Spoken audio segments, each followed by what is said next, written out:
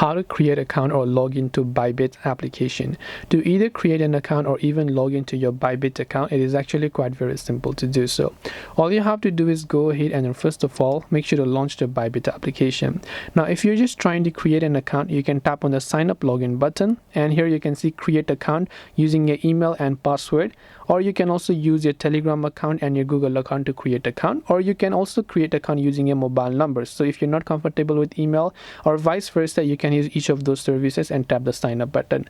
Now however, if you already have an account, then you can instead tap on the login now option from the top right and enter your email and password manually, or enter your mobile number and password manually, or if you're linked with your Google or this Telegram account, you can link with directly with your Google account, like in my case I have done, and just like that I'll be successfully signed in to my Bybit account as well.